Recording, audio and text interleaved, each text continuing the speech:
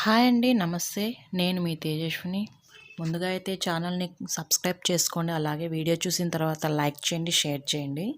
ఇక లేట్ చేయకోకుండా ఈరోజు వీడియో వచ్చేసి చికెన్ పకోడా ఎలా ప్రిపేర్ చేయాలో చూద్దాము. కరకరలాడుతూ ఆయిల్ తక్కువగా పీల్చేటట్టుగా టేస్ట్‌లో అయినా స్ట్రక్చర్‌లో అయినా పర్ఫెక్ట్‌గా రావాల్సిందే.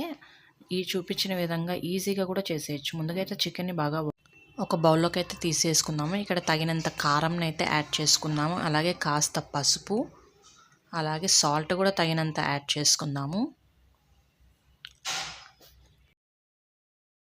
అలాగే అల్లం వెల్లుల్లి పేస్ట్ 1 టేబుల్ స్పూన్ వేసుకొని ఉప్పు కారం ముక్కలకి బాగా పట్టేలాగా కలిపేసుకుందాము. అలాగే ఇక్కడ హాఫ్ చెక్క నిమ్మరసం కూడా పిండుకుందాము. అలాగే ఇందులోకి అయితే 2 టేబుల్ స్పూన్ల కార్న్‌ఫ్లోర్ ఇలా పిండి వేయడం వల్ల కోటింగ్ లాగా యూస్ అవుతుంది. బియ్యం పిండి కూడా ఒక 2 టేబుల్ స్పూన్లు, అలాగే గరం మసాలా 1 టేబుల్ స్పూన్ వేసుకోండి.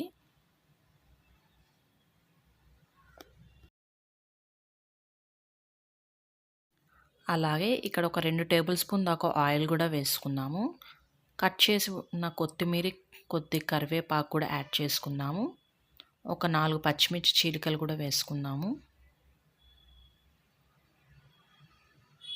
అంతా చేత్తో బాగా ఫ్లేవర్స్ అన్నీ పట్టేలాగా ముక్కలకి బాగా కలిపేసుకుందాము. ఇక్కడైతే కొద్దిగా మీకు ఏమైనా కన్సిస్టెన్సీ కావాలంటే కొద్దిగా 2-3 టేబుల్ స్పూన్లు వాటర్ వేసుకొని మిక్స్ చేసుకోండి. ఇది ఒక 2 గంటల పాటు బాగా నాననిచ్చుకుందాము. ఇలా నానిన తర్వాత ఒకసారి బాగా మిక్స్ చేసుకొని వేసే ముందుగా అయితే స్టవ్ ఆన్ చేసి బాణలి పెట్టి డీప్ ఫ్రైకి సరిపడా ఆయిల్ వేసుకున్నాము.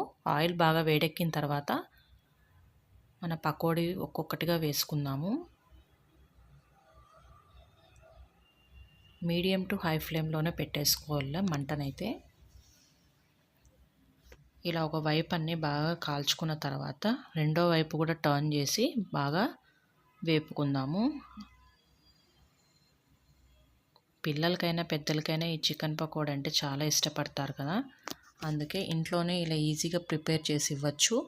అలాగే హెల్త్కి కూడా చాలా మంచిది కదండి. ఇప్పుడైతే బాగా కాలాయి రెండు వైపులా. ఇంకా ప్లేట్ తీసుకొని టిష్యూ పేపర్ మీద వేసేసుకుందాము. అలాగే ప్లేట్లో ఒక ఆనియన్స్ పెట్టుకొని సర్వ్ చేసుకుంటే మన టేస్ట్ అయిన పకోడా అయితే చికెన్ పకోడా రెడీ అయిపోయింది.